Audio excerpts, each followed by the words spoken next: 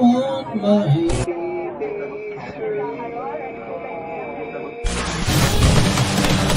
You are now live with BB3 TV.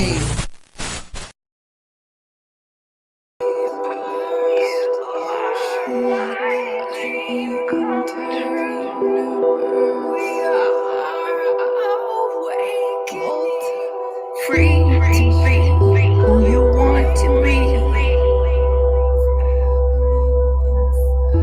Everybody is to some degree. It's whatever you choose.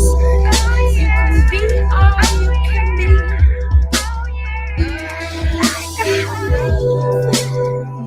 Bubbling, you know it. Baby, come here. Can you feel this? Every day is a new day.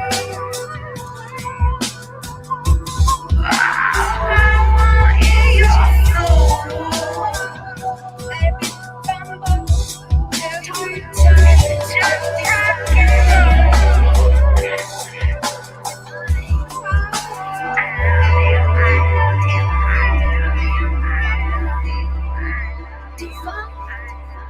divine, I love you, divine. I love you.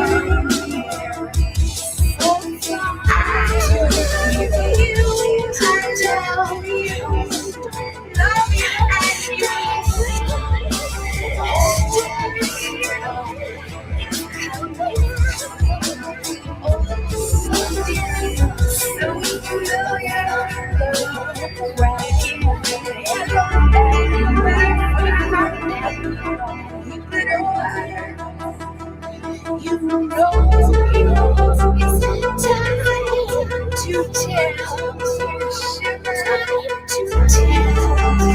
time to tell. It's when you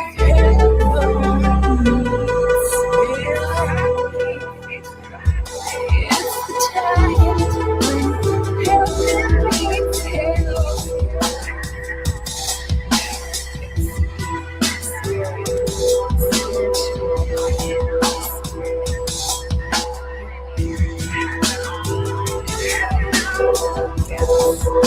She ain't the bad.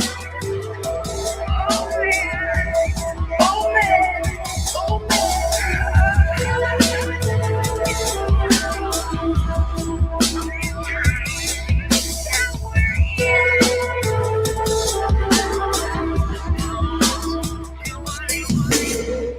Rebel. Are you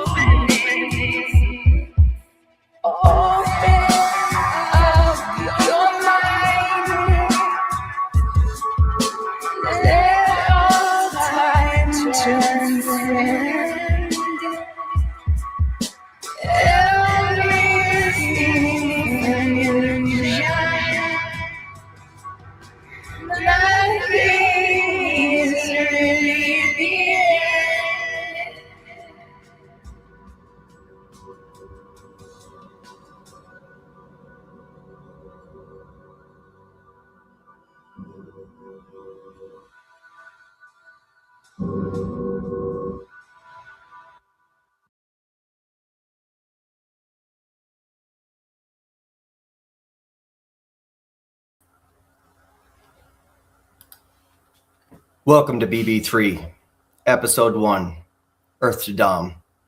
It is my absolute pleasure to bring my friend in, RODLEEN GETSiC. Welcome to the stage. I can't hear you. Can you hear me now? Hello, I can't hear. Uh-oh. I can't hear you. Technical difficulties. I can't hear you. Sorry about the technical difficulties. These things happen sometimes. Okay, yes, and I'm going to bring her in here at the stage. How about now? I heard you for a second, and now I don't hear you anymore. Can you hear me now? What is going on? I don't know, What did man. we do before?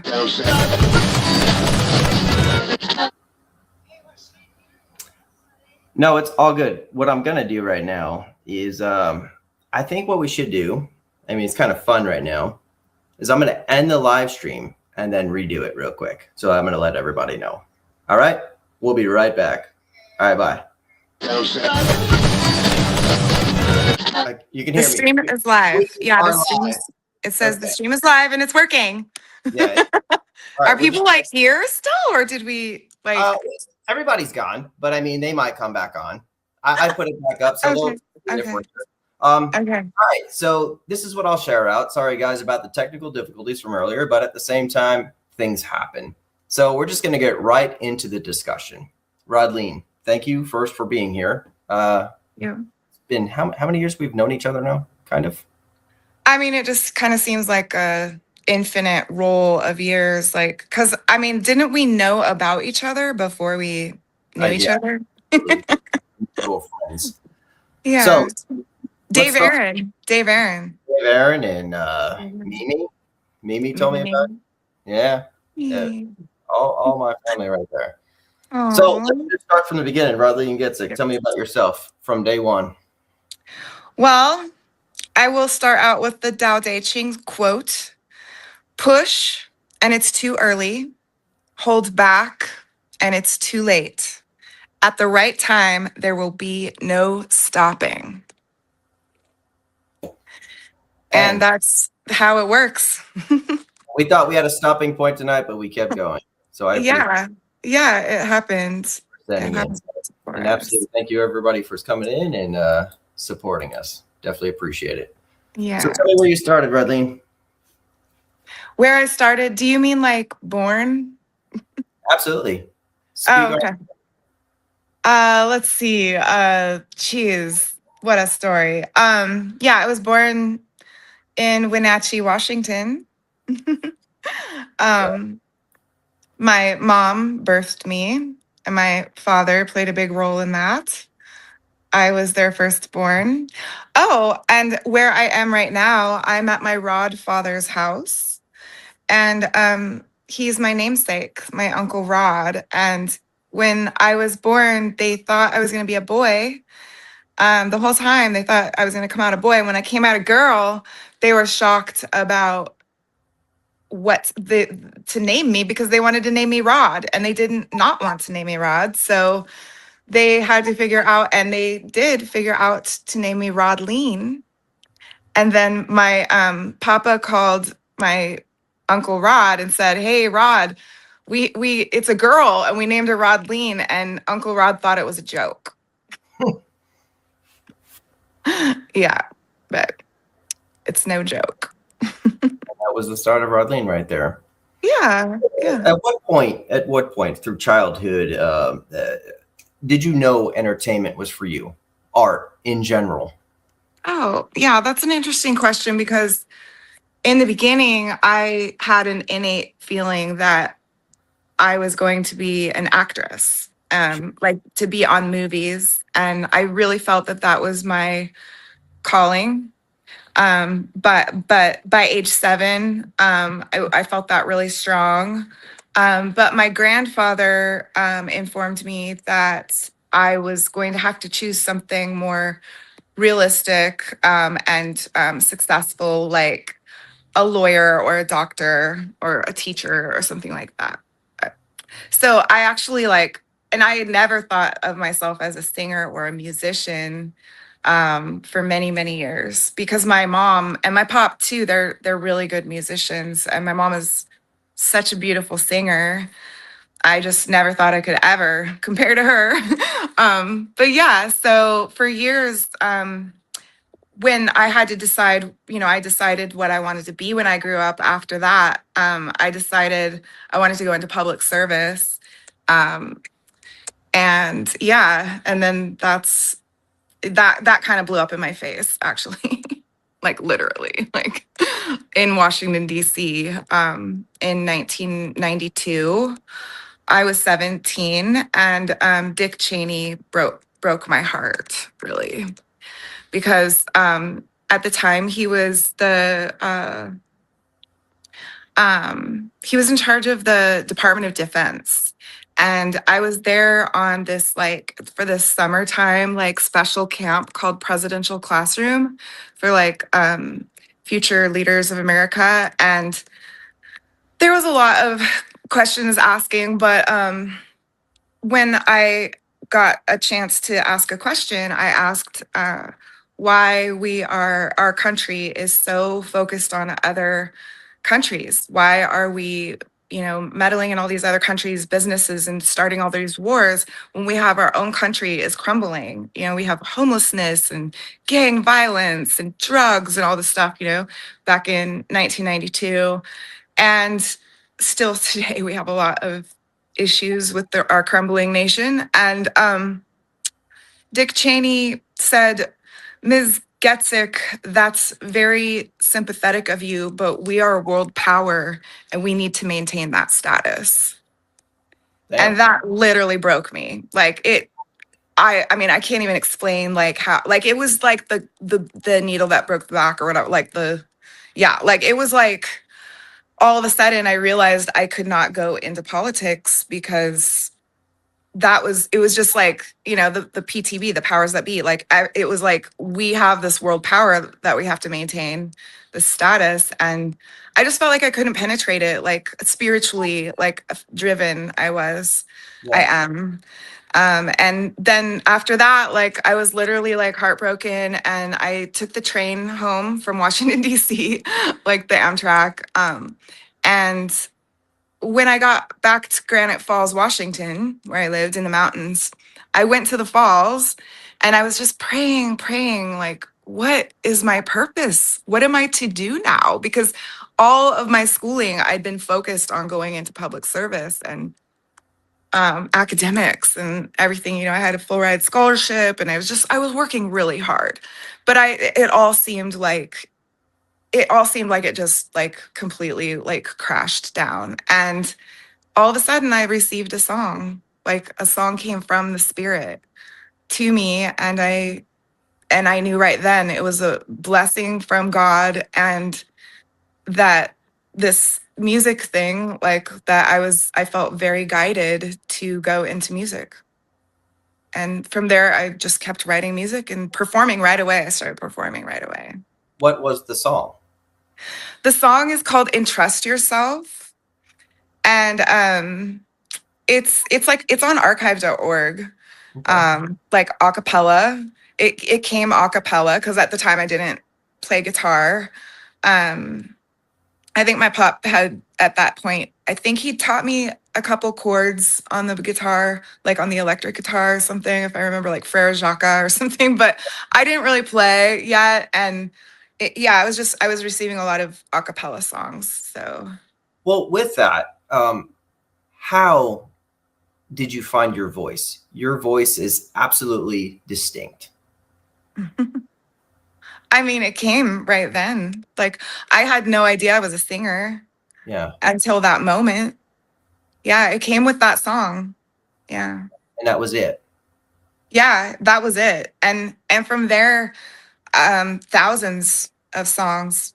I mean, just like it, just rushing through me at all times, like the spirit of music. Like, yeah, like I got tapped into it, and that's how I found my voice. And it's developed over the years. I mean, I remember the random memory just popped up of when I was on tour with HR, HR from Bad Brains, and I was part of his reggae band called Human Rights. This was like in 1997, 98, maybe, like going into 98. Now I can't remember, but yeah, and he was teaching me how to develop my voice. But I know one thing that was just surprising to me, because he was smoking tobacco, and I love smoking tobacco. I don't smoke regularly, but I do love it. And I asked him, I said, well, I see you smoking, and he was smoking menthols too. And you're smoking tobacco, like, how is that for your voice? And he's like, it develops your voice.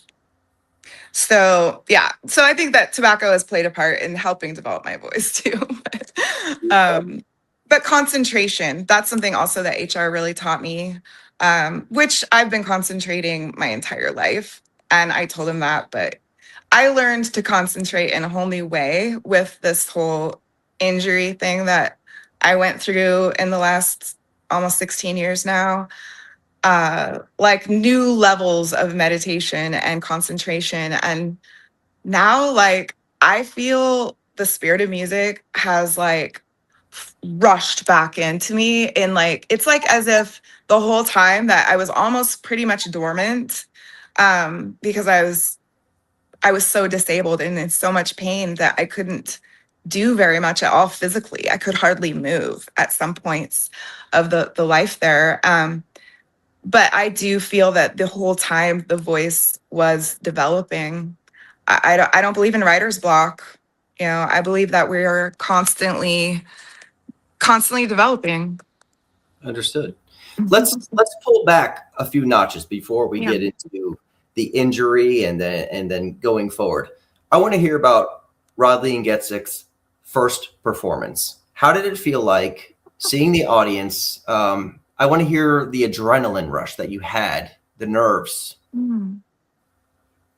That's interesting. I mean, because I flash back on different times. Like, I mean, the first performance that I had was with Nature when I received that song, and that's what I think of is like the Granite Falls is this huge waterfall, like a huge rushing fish ladder, actually for salmon, and that was my first audience. And I think that going forward, that's always my audience is nature as a whole, the world as a whole. So, and then after that, like my first performance was actually on the radio station in like Everett, Washington. I don't even remember. It was just, and I performed that song though, because it was like a poetry thing. Like I had a lot of friends that were into poetry, and there was like this coffee shop called Tropic of Cancer. And I think I performed there a few times. But I've never had like nerves with performing. Like I have more like freedom. Like I just love it. You know, I love it. From your point of view, the audience had to be captivating through your eyes. They had to be in awe, right? Kind of like just vibing. I mean, different times, different experiences. With all, I mean, there's so many different kinds of people and different kinds of crowds. And like when I first got to Hollywood and I was playing shows, I was doing residencies and shows at like all the clubs in LA, like every one of them. Opium Den, not the House of Blues actually, but the Whiskey, the Roxy, that blues club on Pico, like I don't know, just like all over the place. Sometimes 5-6 nights a week. Cantor's Kibitz Room, but every show had different vibe because I was playing with my guitar at that point. It was me and my guitar. I mostly was just doing guitar and voice songs, and then I was opening for all kinds of different bands, like all kinds of different music. So there was all kinds of different crowds there. I know like one of the coolest people that had come into my shows, they would come to all ages shows. Like at the Roxy. The Roxy was always all ages. And it was the School for the Autistic in LA. And they would come like as a school event or whatever you call that, like a field trip. They would come to my shows. Awesome. And they would stand there like, yeah. And it was just so amazing because each one of them would have such a different thing going on while they were hearing me, you know, because yeah, like my show, what I do is not normal. It's not what, you know, what anyone really was doing, period. and so like I just remember specifically, like especially this one guy because I can see energy and I can see things. And this guy, the one of the autistic kids or guys, had this big question mark on his forehead. And they'd be waving like, just waving while I was playing and stuff. Oh. Yeah. So doing these shows, you said people show up, you opening for other bands and different musicians. This now opened the doors for collaborations. Mm-hmm. Would you like to speak on that? Yeah, and like there's something really cool happening right now too that like I just want to like it's kind of like so my friend Lundy was just telling me that there's this thing happening right now in 2026 where it's like this mirror effect. It's like Groundhog Day from 1996. It's like everything that was happening then is happening now. Like I don't know. And I feel that, like, I feel that, like, so, like, I feel like all these doors are reopening, and there's more and more doors that are going to be opening, and they're all open. Like, the doors are opening, like, the gates of heaven are fucking opening. Excuse me for swearing. Actually, I didn't know that this was rated R. You see the parental advisory up there? There is I no. didn't know that, and I do have like I think my nieces might be watching and stuff. So, but I do swear in my songs, and I mean I've got kicked off stages before for my Sometimes vocals. the curse word is just feeling like Yeah, it's just fucking great. See, I just did it with you. Okay. yeah. No, fuck is my favorite word actually. There we go. And All like right. I've never agreed with that with what is bad and what is good. Like I mean I do believe in evil and good or whatever, but when it comes to words, it's like that's a choice. Like Just being yourself. That's all. yeah, just be yourself. And you're allowed to. And we're adults here with a rated R network. So as we go, let's hear about these collaborations, my friend. Okay. Well, I guess okay, I want to do a little caveat that I do have a brain injury. I'm a traumatic brain injury survivor. Like double over because I had a first one in 1996 when I first got to LA. So I'm like trying to remember the timelines and everything, but I think that the collaboration started in Hawaii. Um, but did it happen in Santa Cruz and stuff? Like, no, not really. No, I really started opening up in Hawaii when I got to Waikiki. That's when it happened. And I was doing, I mean, the collaborations really started, I think, with opening for people and people starting to see, you know, my voice, hear me. In Hawaii, I was working with, well, Fungus became, well, Jonathan Hero has this band or had the band. I can't remember now if it's still going on, but it's called the Quadraphonics. And they're like this instrumental, like power band, like crazy, like jazz, like fusion. I don't even know. And I would often like get up and like perform with them. Like just I think it was just freestyle that was, you know, Okay. just freestyle. I've collaborated with a lot of people. Yeah. Um and I'm probably not going to remember them all right now.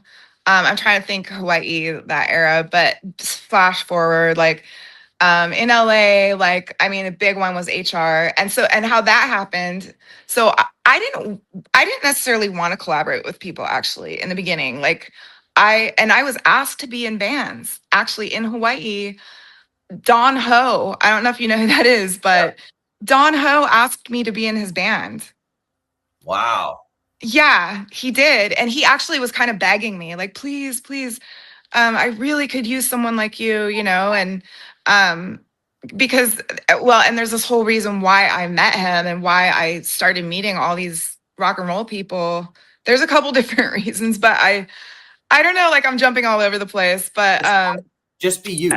okay. Yeah, I'm a little scattered with this brain injury stuff, but oh, well, anyways, so like the reason why I didn't want to be someone's singer, you know, and like I'm not like a backup singer. The Marley brothers actually, when I first got to LA, asked me to be in their band too because I had dreadlocks. I had dreadlocks down to like my butt, Yeah, I remember and seeing pictures. yeah, Yeah. So, but I immediately said no. Like, I don't know their songs. I don't want to know their songs. Like, then I Yeah, was yeah. like, really, like, I don't know. Like, it sounds like maybe selfish or something, but I was on a mission. I knew I was on a mission for the music that was coming to me and through me. And that was my focus, you know? So, when these people wanted me to sing with them, I just said no, no, no. And then at one point, I was doing a show at the Kibitz Room. I used to play there a lot. Um, and these guys came up to me after the show and called me over to their table or something. And the Kibitz Room is in Cantor's Deli, and it's like this little tiny bar. It's all ages. Yeah. It's pretty cool. But and they asked me if I would be in their band. They wanted me to play bass because of the way I played guitar. Right. And I was like, oh, I don't know. Like, and again, like, I don't know that I want to be in your band. And well, it was HR's band, it was Human Rights. Our band ended up being called, we called ourselves the Jaw Love Band, like for that tour and stuff. But I did end, so what happened was with that is that I was immediately like, I don't think so. Like, and they're like, you could do it, you could play, it's easy. And then they were like, well, why don't you sing? Why don't you sing with us? And I was like, I don't know, you know, I'd have to hear the music. And I had no idea who HR was or Human Rights or anything. It was all new to me. So I knew it was reggae though. And so they gave me the cassette tape, and I went back to where I was staying at the time because I ended up getting kicked out of my apartment for other crazy reasons, like not my fault, but um my apartment in Hollywood Heights. So I was in Santa Monica at the time. And anyway, it's crazy because I was on the rooftop because I love going to rooftops. And I was on the roof and I was playing the headphones and listening to the tape. And I was like really getting into it. Like, I was realizing that a lot of the music, it was like straight from like the scriptures, you know, it was like just raw, like beautiful, easy, like, and it was so non-traditional too that like I knew that like I could do something with that, you know? And I really aligned with what HR was doing. And so, but while I was up there, I even got up and I was like dancing and I had my eyes closed and I was like kind of singing along. And then I sat back down and on the rooftop and I sat back down. And then all of a sudden I opened my eyes and there was like 10 cops all around me. Like, yeah, police officers. And some of them were in plain clothes. And one guy had a video camera. And they were like, "Ma'am, take off your headphones." And I'm like, "Yeah, what's going on?" They're like, "Well, we had a call that someone was about to jump off the roof." And I'm like, yeah, no, I'm just listening to music." And they're like, "Well, we're gonna need to have you escort you down or whatever." And I'm like, "Okay." And like as we're going down the stairwell, they wanted to get me off the roof, I guess. One of the guys was like, "Yeah, you know, we thought you had suicidal tendencies." And I'd been talking to the suicidal tendency guys a lot, like in Santa Monica since I got there that time. And I'm like, "No, it's not suicidal tendencies. I'm listening to Human Rights." And like they were just laughing so hard because it's like you should be able to have rights to like sing and dance on the roof. Sure.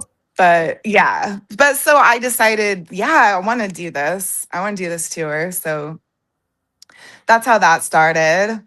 There was all kinds of like rolling, you know, experiences of how I met more people to like be collaborating.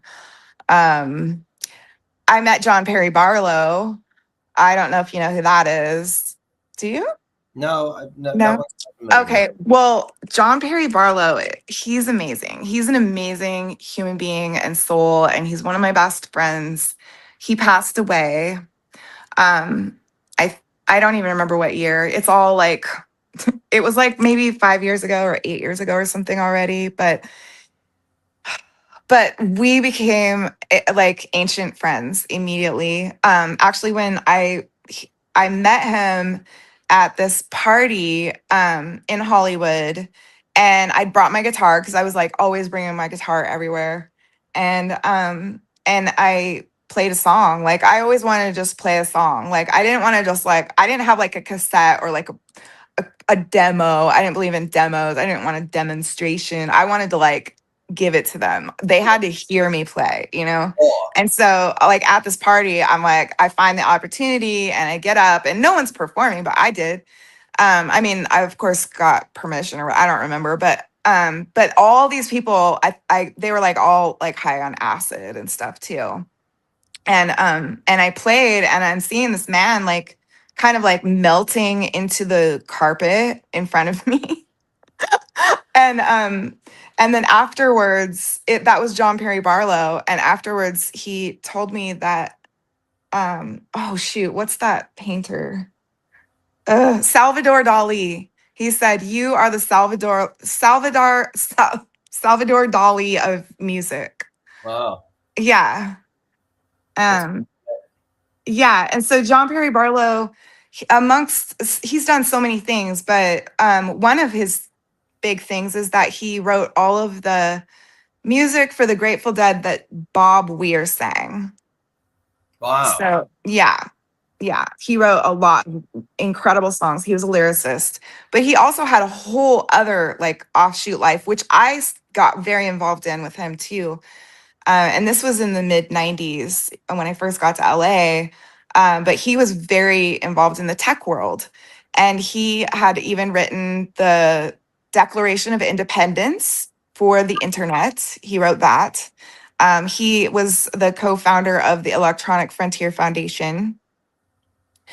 He did a lot and he was always touring and speaking. And I went to a lot of tech conferences. I started like taking photos too and like being a photographer later. But I mean, I started out as a photographer when I was 7, Yeah. 7 years old. But yeah, so John Perry Barlow was like, you have to meet Bob Weir. You guys have to work together. Bob Weir from the Grateful Dead, the guitar player from the Grateful Dead.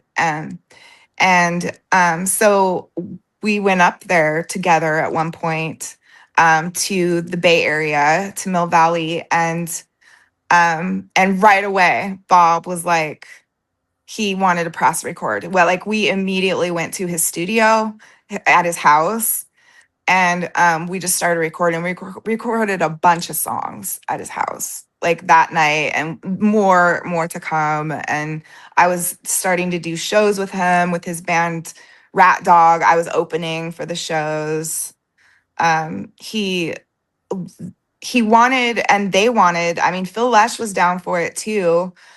Even though publicly they were like, I guess, bickering at the time. And I was never a Deadhead before this, but I totally like, I appreciate being a Deadhead or a Dead family or Yeah. something, like, you know, like I get it, but I didn't know much about them at all. I didn't know their music or anything. But so Phil Lesh and Bob Weir at this time, this was in 1999, I think. And they were like, publicly, I think they were like fighting or not getting along, but privately, they were getting along. They were getting along fine, it seemed to me. And anyway, and everyone seemed down for it. The president of the Grateful Dead Records was down for it. For me to be the Grateful Dead's first solo artist to be published or whatever on the record label, you know.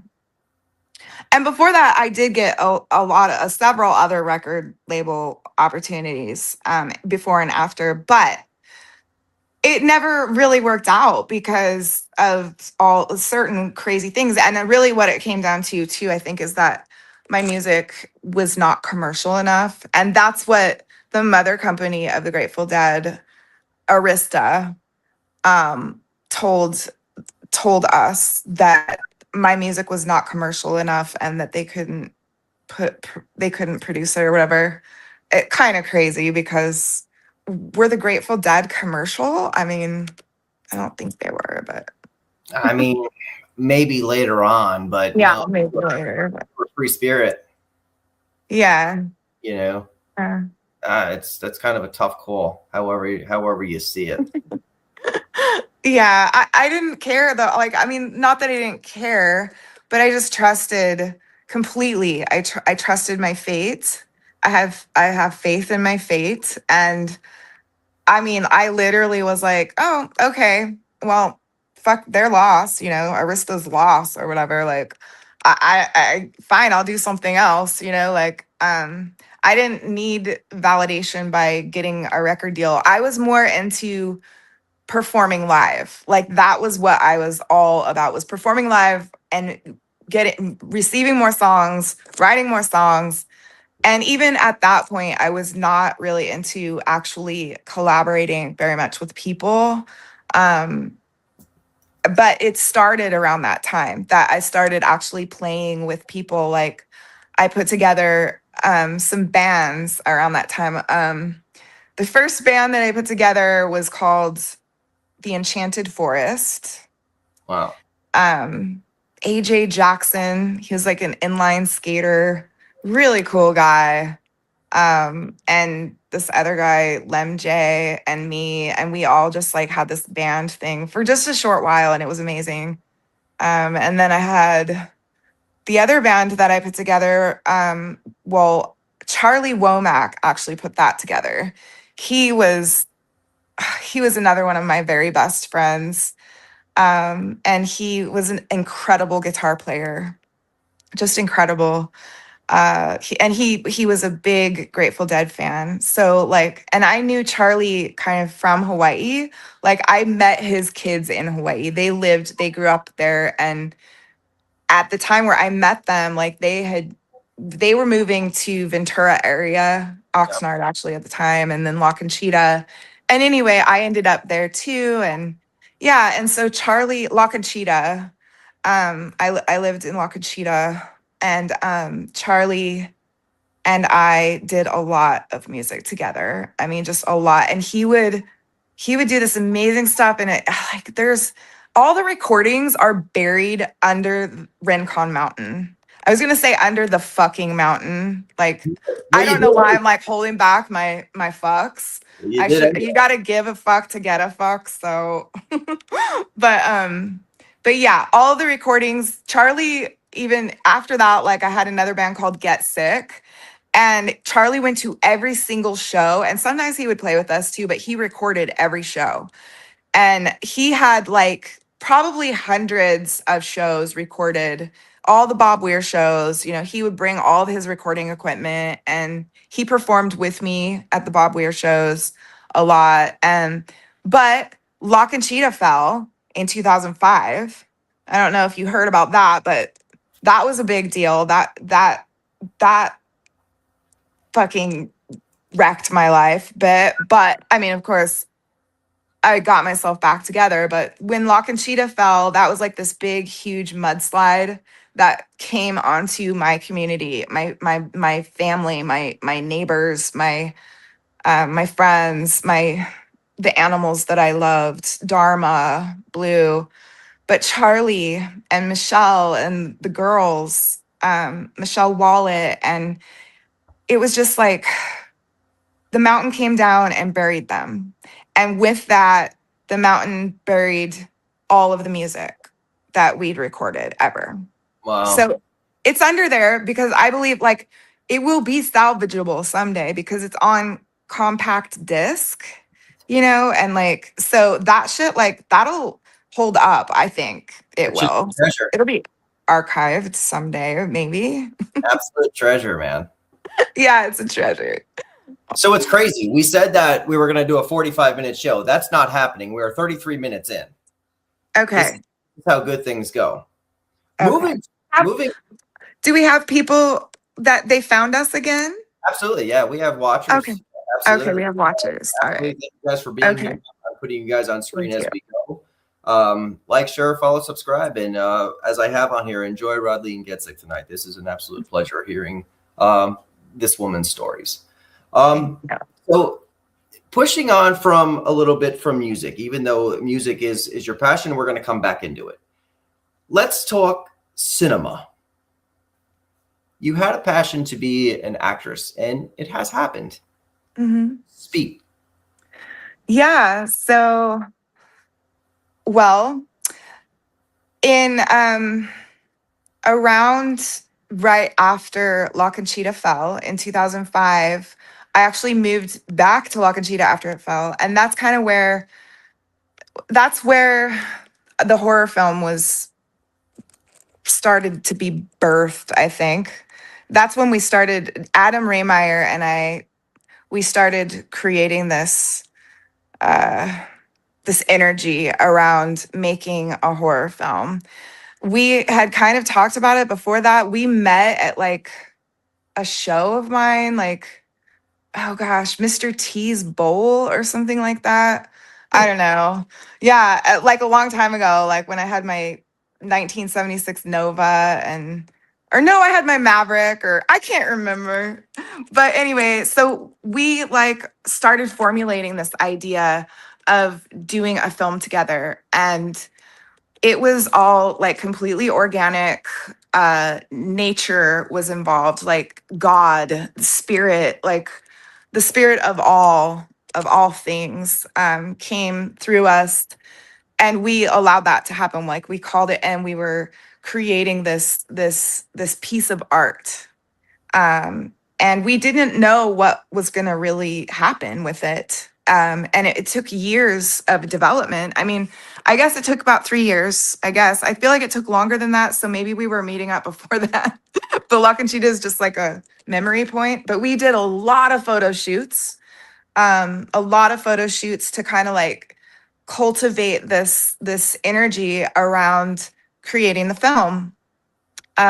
We did most of our photo shoots at cemeteries. And at the time, Adam Carter Raymeyer was called the Good Reverend as well. So, and I remember like a lot of his stuff was up on some one of those old sites. I mean, maybe it's still around, but like the photos, that we were doing, and Flip Joint, or I can't remember the name of it, but but yeah, and so we were just cultivating this energy around it, and it literally like came together. It took a little bit of finding the right people to be like the co-stars and things like that. But it was all just like really like anti-cinema and anti-Hollywood and like rock and roll. Like Yeah. we made it like we make music, because Adam and I make music together too. We have collaborated on a lot of things like throughout the years, and that was part of our working towards this cinema thing too, towards the piece of art that we made together. But yeah, like the bunny game, that's what it's called. And it is not for the faint of heart. And like it's definitely not for children. It's definitely not for just an average even person. Like this piece of art is so intense and gnarly that it can be very disturbing. And people that know me, like a lot of people were completely shocked when they went and saw it. Absolutely. But we created it in 13 days. You Wow. watched it? Did I you watch it? rewatched it today. It was my You second time watching. rewatched it today. Yeah. So I've got to say that I have to back her up there. It is not for everybody.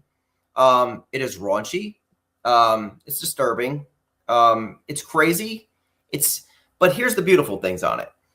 It has an old school horror feel. I do love the filming of the black and white. I do Mhm. love the way the direction was done with the filming of putting more the feeling into it, like the emotions through the camera, the eye of the camera. So I mean, you guys hit a lot on the head here, and then the acting in general. I want you to dive deep into going into this character. Tell us how this character was created, and kind of. I read a little bit. I had to research a little bit that you guys had to have safe words in order because you guys were actually going intense on each other, right?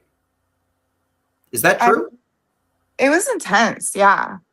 And well, like you asked a few different things there, and my brain went. Psh. Yeah, I know. I just want you to dive into tell us how you Okay. did the character and how you pulled it off. Yeah. Well, Adam and I, we like with him on the camera and me in front of it, like magic happens, like just period. Like, and we like when the film happened, when we went and we actually recorded the film onto film, we did it in 13 days and we did it very methodically. And it was really just a lot of like improvisation. Like we had like kind of like an outline of what was going to happen. And so Sylvia Gray is her name, the name of the character, and she's a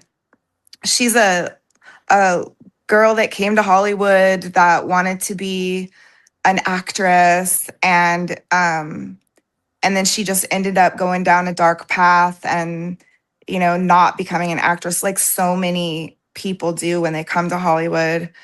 And her character was birthed at Hollywood Forever at the cemetery in Hollywood. And when Adam and I shot there, we shot photo shoots there because, like I said, we did a lot of photo shoots to prepare for this film. And while we were there at Hollywood Forever, that's when she came in. It was like it happened like organically, like in one of the mausoleums. I don't even remember exactly how it happened, but it like was a thing that happened to both of us. But the other crazy thing that happened, and I don't want to like jump too far into that because that's a whole another thing. But when we got to Hollywood Forever, like it was very familiar to me, but I'd never been there before. And when we went into the mausoleums, we started going into the different mausoleums and stuff. And I realized I had been there before in a dream when I lived in Hawaii. Wow. And that actually is where I met Andy Dick for the first time in that dream. No kidding. So, yeah. Yeah. And that dream was like in 1995. And I met Andy in like 96, I think, like in Hollywood. But yeah, so that dream, yeah, it was crazy. But we really just tapped into like all the souls that had passed on and that were there, like in the mausoleums and in the place. Like there was just like so much richness of like lives, that had lived in Hollywood, and to be buried. I found out more too along the way, like even after doing the bunny game, just what Hollywood Forever really means to someone that is like an entertainment person in Hollywood. Like if you're buried there, it's a very special thing. Apparently, it's special. So yeah, so that's where Sylvia Gray was really birthed, and then her character just from there it really started building. Like she built itself. Like she is a soul. She is like her own being. She exists. She's not me. And the film does say based on true experiences, and it is. One of the things too that like just overall not projection, but yeah, like projecting all over all of it is that the whole thing was real. The whole film in its creation as we were doing it and filming it in those 13 days in 2008, it was real. It was all real. Like what we were doing, all of the scenes, everything. It was like we were living it, But I just realized like I wasn't going to do any more after 2012. That was my last podcast that I ever did before this one. And we weren't going to do any more podcasts about the bunny game. I just remembered that. But that's okay. Just because there's a reason why. But yeah, because we did a lot. We did a lot of podcasts back then. But none of them were live. Like they were all, and none of them were video either. So this is like a whole new era, like this is live and video. Going to give more views to the work that you all put into. So hopefully this works for you. Hopefully this does you justice. That's what it's here for. So with that, I would like to, you talked about the injury. So I don't want to spend a lot of time on it because it's a negative part of your life, but at the same time, I could see how strong you are. So I want to hear about it, and I want to hear about not just the injury. I want to hear about your comeback. Okay. How do I summarize? Like, yeah, like first of all, in my life, like everything that's ever happened to me, I have faith in my fate. I have faith in my path and in my mission, in my work in the world. And so I've never doubted that. I've never worried about it. And when bad things have happened to me, and that's what I was going to say too, is that the bunny game, it was based off of some of the bad experiences that I had before, in my life. Like I was abducted by someone before, a couple times actually. But anyway, so I've had some bad things happen. So I roll with it. But when this accident happened on March 8th, 2010. That's my mother's birthday. What? Whoa. That's crazy. It's also Marlena Giovie's birthday, which I don't know how she's doing, but I love her. But anyway, so yeah, March 8th, 2010, almost 16 years ago, I had a crazy, like random thing happen where I there was a favorite restaurant of mine and I went there like all the time. It was vegan, organic, kosher restaurant, like just it was the only restaurant I would eat at, basically, if I went out to eat. So, but all of a sudden that morning when I went there, they had just opened and I was going for lunch. And all of a sudden I like went into the bathroom and they had a mat. There was a mat on the floor, on the cement floor. It was like one of those plastic or rubber mats. I don't know. It was really thick. And when I stepped on it, it just completely flipped me completely upside down. And when I came to, I was literally like upside down on my neck and shoulder, and my legs and hips and everything were up the wall because it was a really small space. So it had knocked me completely upside down, like almost a 6-foot drop on my head on the cement floor. And literally, like my feet were still standing on the mat, like upside down, like that. Like it was crazy. And then that injury just like at first I was just like, thinking, oh my gosh, like somebody's going to come and save me or whatever. Like, I don't know what just happened. But then like it just progressed, like, because I kind of was just like brushed it off. I thought I was going to brush it off. And, because I've always been like really tough. But it wasn't like a little while after that, because they wanted to call an ambulance for me and all that. And I was like, oh no, I just don't want anyone else to fall. I was really worried because it was just so dangerous. Well, then all of a sudden I'm like on my way. At the time I was going to the Second City Training Center. I was a Second City Training improv student in the Hollywood Center. And I was on my way. That's improv comedy school. And I was on my way to class.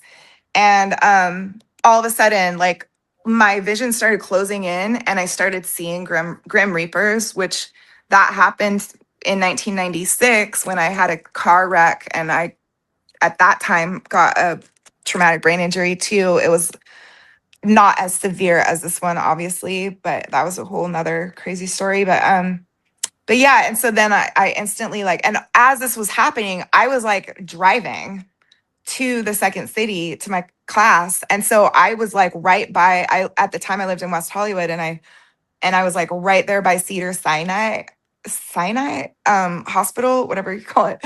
And I just drove right into the emergency room. And then from there on, it just was this crazy long story that the injury just kept progressing and it kept getting worse and worse. And it was like a contusion, but then it like the injury just kept getting worse and worse. And it was the worst part of it was the pain, the physical pain and the disability. But it was like, at first it was just kind of shocking. And I thought I was going to get over it the whole time. I just kept thinking I'm going to get past this. And I was trying to keep going with my life from afar, but like eventually like my friends had to drive me up to Washington to be with my family. And then I kept, getting into going to the hospitals and getting my head checked and getting more imaging. And there was more going on than just a traumatic brain injury, but nobody could figure out exactly what was going on. And the symptoms just kept getting worse and worse. Hi, Sir Jade. Hold on. Sir Jade came to say hi. This is Sir Jade. What's This is up? my Rod brother. You can never turn down a visit from a cat. I know, he's so sweet. I love him. Say hello to Sir Jade. Say hi. So but yeah, like so it just got worse and worse and worse. And basically I saw like literally like between then and now, I've seen like over 100 doctors, like literally, like I've seen so many different specialists. So for the first 4 years, and it got more and more painful and so much painful. I was completely bedridden. I would have these seizures where my whole entire body like couldn't move and my organs were shutting down. And the doctors and the imaging, we just couldn't figure out why all of that was happening. And I kept going to different doctors and different imaging. And I finally ended up because I'd been in Washington, I was going back and forth to California to doctors. And I had this neurologist in Santa Barbara, and he referred me to this radiologist at UCLA. And that doctor saved my life. Wow. He saved my life. And he was an amazing man, Dr. James Collins. He was in his 80s, and he had these crazy machines. It was called the MRA, MRV, MRI or something. But like, it wasn't just the machines, it was him, that how he read them and everything, that people would fly from all over the world to work with him. Like princes and things like were on waiting lists to see him. And finally, I got to see him, and that was in 2014. And yeah, and at that point I didn't have my electric wheelchair. I couldn't even barely move. I could get around with a manual wheelchair, but I couldn't use it myself. Like I couldn't use my arms and legs because I would get like huge inflammation in my brain stem, and just unbelievable levels of pain. Like I thought I could handle, like I loved pain before this, but not injury pain. Like it was just unbelievable. So, and Dr. Collins like spent hours with me, like literally like 8 hours, like going over the imaging. He printed out these huge prints for me.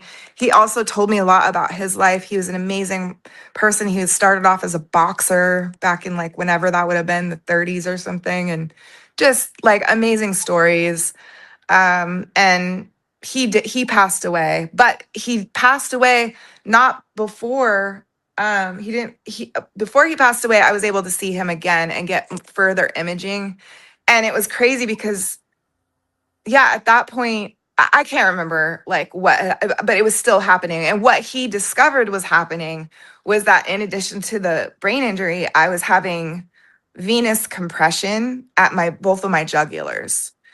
Or it's also called thoracic outlet syndrome, and it was upper thoracic. So my collarbones, because now they're coming back, like you can actually see them again. Yay. But like at that point in 2014, you couldn't even see my collarbones. They were like inside my body, and they were cutting off the blood supply to my brain. Like it was serious. Yeah. And so I again saw doctors, amazing doctors. Dr. Levine saved my life. He's a osteopathic neurologist, and he did these intensive, aggressive physical treatments on me. I worked with him for years. I mean, I worked with a lot of workers though, a lot, even before I was further diagnosed. I worked with amazing, like Master Roland Matthews, acupuncturist, Michael Maskornik, a rolfer who refused to rolf on me. He only did craniosacral because we didn't know what was going on. We didn't know why my body was in so much pain and having like all of these symptoms, these weird symptoms. So I've seen a lot of doctors and it's been a long road. Um, and even after Dr. Levine, because there was this time where like there was like time where like I had a lot of like challenges that I had to face too with like financial things, and I had a lot of people come forward that helped me too along the way. And in fact, the whole horror community came forward and did like uh you know fundraisers for me, and all kinds of amazing people came forward and helped me. And I'm so grateful for that. And that helped me to be able to afford to go to the neurologist and things like that, because at that time, you couldn't even get insurance if you had a pre-existing condition. So there was just a lot of challenges with it. But along the way, I just kept having faith, and I knew that I was having the pain for a reason. Like, I guess I once when I was young, really little, like I told Cosmos, I told God, I wanted to experience everything. Yeah. And I think I have now. Well, I'm sure there's more to come, but hopefully it's only positive. Yeah. You know. Yeah, that would be nice. You say Yeah, it's bigger and better. That's the Yeah. thing about 2026 is it's 1996, but like bigger and better. Like I was just about to say it's super the soul. 96 as things start to happen again for you. Yeah. Yeah. So far, this even with the technical difficulties in the beginning, this has been an absolute great show. It's an absolute pleasure speaking with you, and we're not gonna end right now. We've got a little bit left, and I want to talk about just not with your comeback, the plans that you have coming. Like, what do you see? Oh, it's so exciting because I mean, one of the biggest, most exciting things is that I had no idea I would be this healed. Like, I was literally like bedridden with an electric wheelchair with head support. Like I couldn't get around. I couldn't dance. I couldn't hardly walk. Like I was very disabled and bedridden for years and years. And the fact that I can just walk, I mean, I can like get up, like I can dance, I can do things now, like I'm back. And so, yeah, so like I know that I trust my fate and the destiny that's unfolding. And it's really exciting. I don't know all the things that are going to happen, but they're starting to happen already, like I just got a contract to license one of my songs for the first time ever, license a song for a Netflix documentary. Yep. And that song is called Fucker. Parental advisory, we're allowed. Yeah. And that's a song that I wrote back in the day with not with, but for Andy Dick, because Andy Dick, I don't know if did we talk about Andy Dick or was that just me and you that were you just briefly okay. You don't have to right now. We could save that for another day, but you can do whatever you want. Yeah, well, that song is for him. And anyway, so that song I think like the contract says that it's going to be for the credits, but we did talk about more that might happen. And part of what's happening to me is that I've always received visions like my whole life since I was very little. So I have I have books and books and books. I've written like hundreds of books since I was 8 years old. And I've written down every vision. Well, in the beginning I didn't because I was told not to by spirit, but I did write down all my dreams, and they're not all visions, but you could tell the difference when there's a visionary dream. But I've been having visions a lot lately that I'm not even dreaming, like I'm awake, and there are some of the most crazy, vivid visions I've ever had. Like things are starting to pop on this world. Like I know that for sure. And it's not just about me at all. Like it's our world. We are entering into a new era. Like, and I am so super stoked to be a part of it, to be able to be a part of it now. Like, I wasn't even able to talk like this before because I was in pain like this with my neck pillow, just like, oh, like, like just praying all the time, which is great to pray. But now, the world is opening and I don't know what's all going to happen. There's been some people that have been contacting me about doing some collaborations or possibly working with some bands. I'm going to be creating a band. Yeah. I know that for sure, and I have some of the players and some of that has come through the visions too. Like one player, like I didn't know that we were going to work together. I've never even met him in person, and he's like in Turkey right now.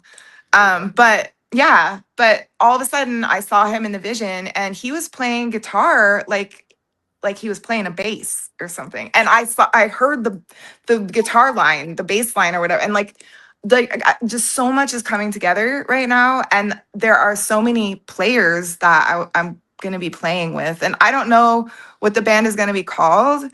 The band that I had previously, for a short while, that was really like kind of what this is going to be, but like bigger, was called GetSiC.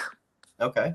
And Norwood Fisher from Fishbone is my main bass player. And then I had Spacey T on guitar, Freddie Flint. Spacey T was from Fishbone at the time. Freddie Flint was from Eka Mouse and Human Rights. We toured together with HR. Unfortunately, Freddie Flint passed away. But he was playing guitar and sometimes keyboards. And then I had James Gray on drums, and I don't know what happened to James Gray, but he was he was with Michael Franti's band. And then there was Kabaddi on keys. I mean, and then I had a lot of players. I mean, even Dave Aaron was in my band. Yeah. He would get up and play his Was it sax or something? Or no, the clarinet. The Clarinet. clarinet. He would play the clarinet. Yeah. And so I had this core band then, but then I had all these players that would get up and play. And there is actually one recording of the show that I know of that I haven't seen yet, but it's an actual video. So that'll be neat. And at that time, also Norton Wisdom was in my band as well. And Norton Wisdom is an amazing artist who paints while the music is going. Like he is a musician that paints. That's his instrument. See how this whole discussion went full circle from how you started to the collaborations that you get to Right. enjoy the world. I Yeah. could accompany you on something that I could feel that things are reflecting, coming together, things are happening, and it's about taking charge of it, and it's about just going with the flow.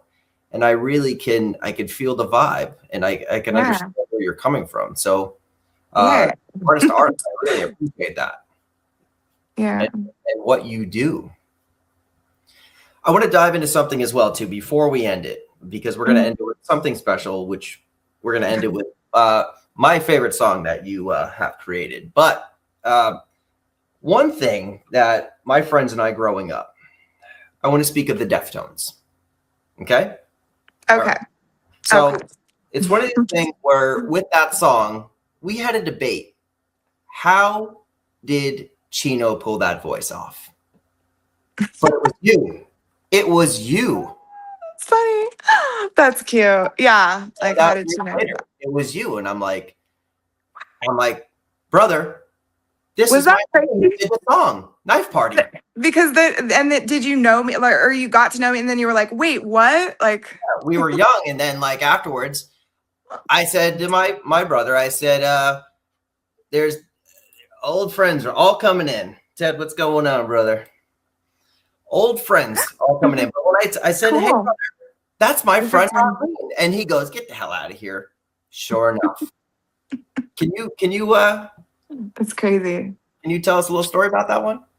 Well, and it's funny because Dave Aaron actually plays a big role in how I met him. So Dave Aaron, for people that don't know, he passed away as well, like a lot of the good souls have, but they're still with us in eternity in spirit. But Dave Aaron is he was Snoop Dogg's like right hand man. He was Snoop Dogg's producer with Death Row from the beginning. You know, he was just an incredible producer of music and engineer, sound engineer for the live shows and everything. Like Snoop wouldn't go anywhere without him. You I'd know, spent time in the sound booth when they were in town. I mean, yeah, yeah, and he met up with my uncle Rod in Kosovo when Snoop was on tour was in Kosovo.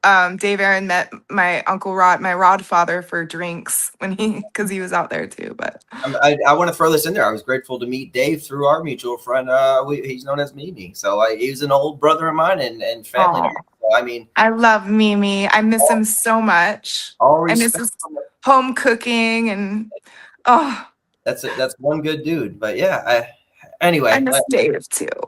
well, it's all collabed back together now. So yeah, Yeah. I understand.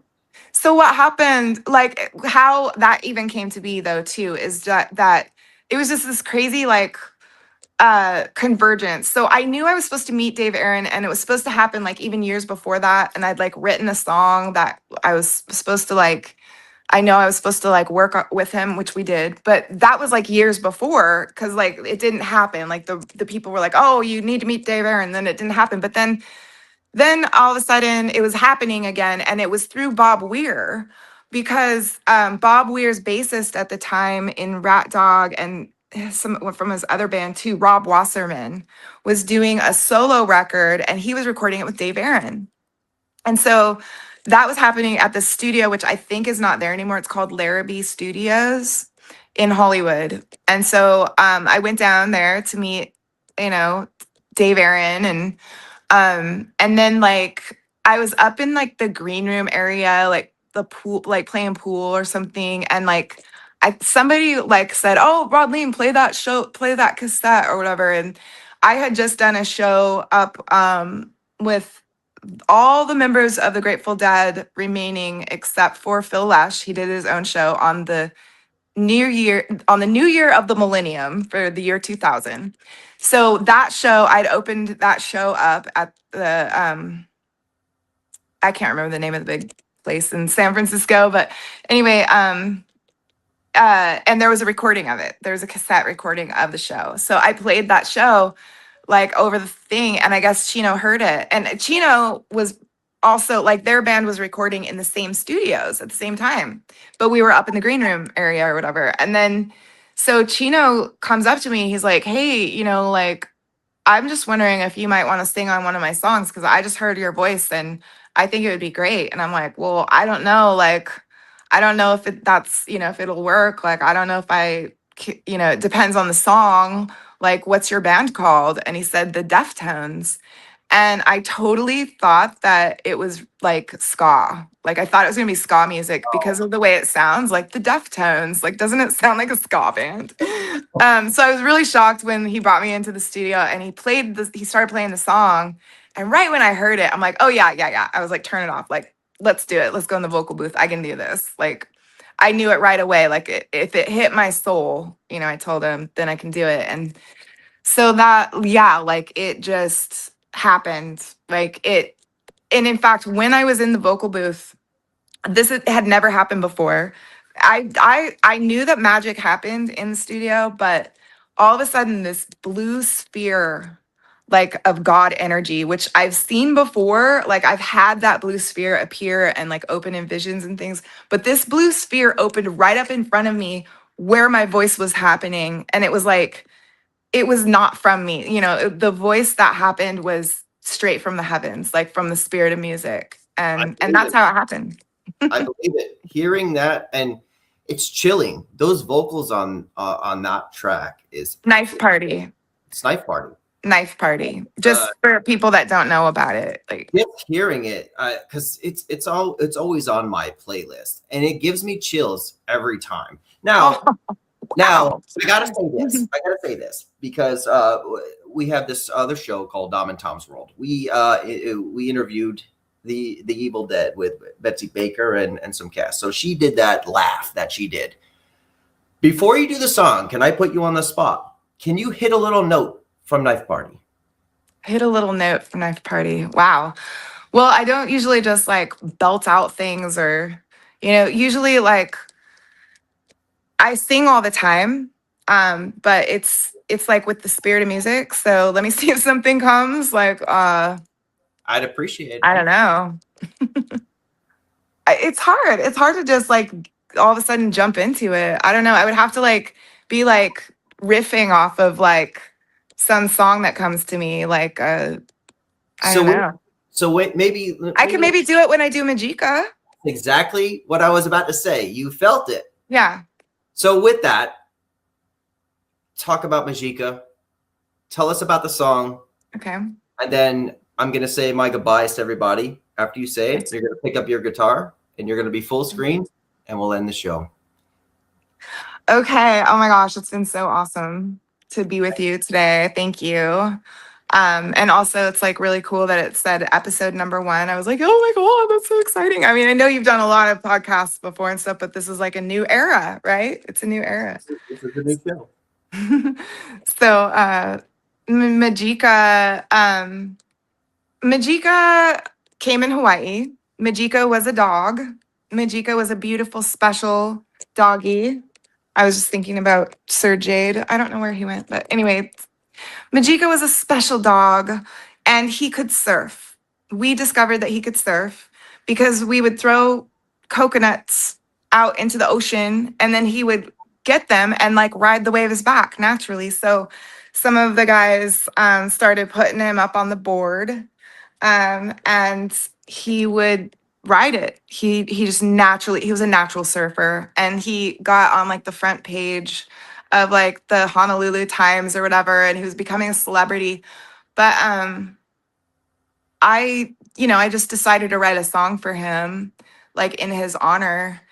And that's really the inspiration for it. But like all songs, they have deeper meanings that often come out like later or even like as it happens. Like there's so many different reasons. And one of the crazy things, okay, so one of my alternative names, like that a lot of my friends call me in Hawaii, I was called Radharani. And a lot of my friends still call me Radharani or Radha. And so I'm very connected with Vedic culture and the ancient Sanskrit scriptures and all of that. So like Haribol means praise God. I praise God in all languages. Well, Yaki Bud Yaki Nabu too, but anyway, so but Majika, this is crazy. So when I recorded it, I recorded a bunch of times or whatever on cassette, and then I put together a record album, which I never released, but I still put it together in 1996. And I made this record. It's called Anarchy Awakening. And it's called Anarchy Awakening, but Majika's on there. And then I decided to like, at the end of the record or something, or maybe at that track, I did it backwards. I played it backwards on the reel, on the cassette, the 4-track or whatever it was.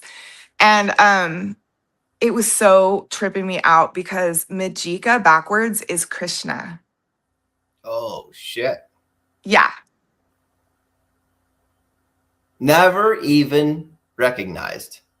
Well, it says, and if you hear it, you can see that. I think that record, if you go to anarchyawakening.com, I think that the archive.org, I think it goes to the actual record, anarchyawakening.com. But anyway, the Majika, it goes, Hare Krishna, me, I'm falling. Like something like that, like backwards. It's like really crazy. Yeah. Like calling out, like, because Krishna, I know, like whatever, like people are like, oh, Jesus Christ and all this stuff. And it's like Christ's message is simple. Love one another. And that's it. We just need to love one another. We all have a different language, just love. Just love. It's that simple. And with those words, I absolutely appreciate you even more. So, before I say my goodbyes, let me say this. Are you ready? I mean, I was wondering because I haven't performed it in so long, and like I haven't played Majika in years. I'm sure I'll do fine, but I was wondering if I needed to like warm up my voice or like I You used tell to do stretching like So let me ask you this real quick. I'm going to give you a couple options real quick because I'm going to do full screen like this okay. for you to be present. But I didn't put I just got out of the bath. I didn't put any makeup on or anything.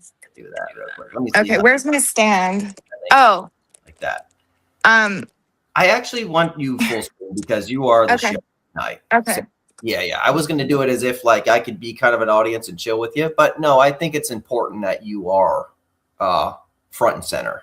This is Prophet Daniel. He's on my stand. So I'm going to put the phone on the stand now. So what I'm going to say for everybody is welcome to episode 1, Earth to Dawn on BB3 TV. We did Real Talk with Dom in the past. And like you said, a reflection of the past is here and to now go new. So that's so crazy. Yep. So crazy. Be here.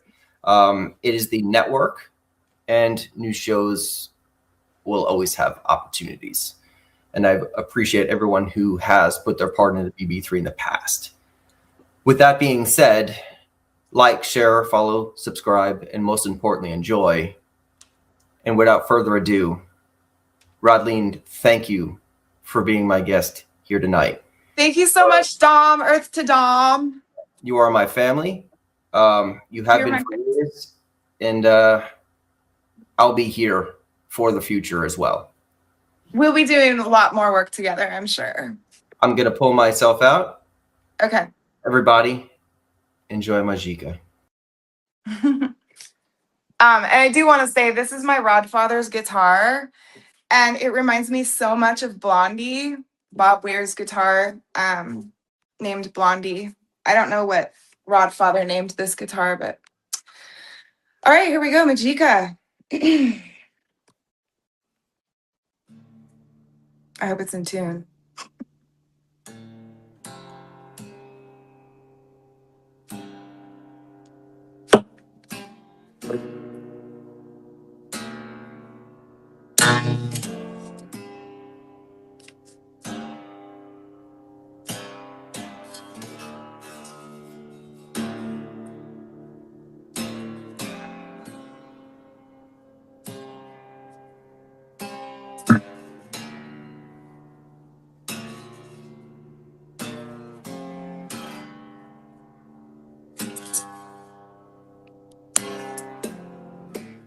Oh, my love, Majika, you are so majestic.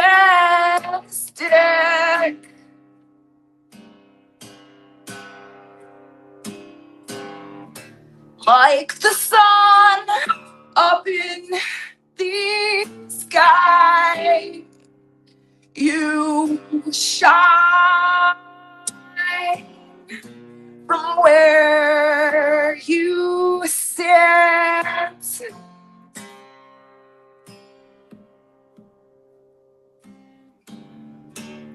Magic,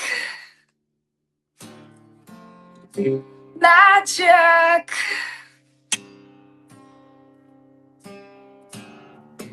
I love my Majika.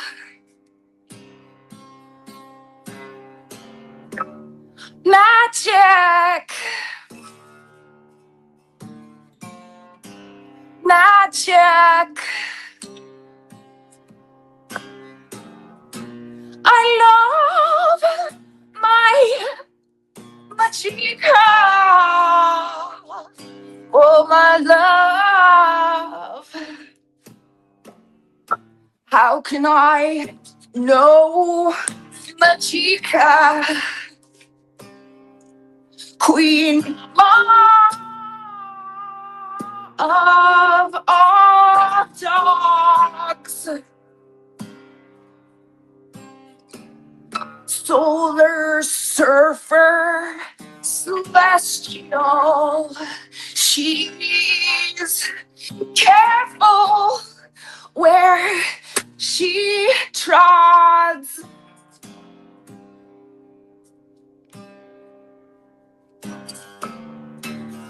Magic, magic. I love my Magica. Oh, Magica. I love Magica. Magica. I love my Magica. Magica, Magica, Magica. Oh, my love, Magica.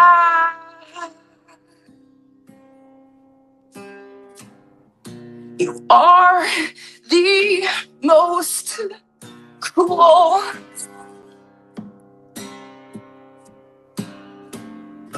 natural, mystic, ancient, oh, lifetime is your school. Oh,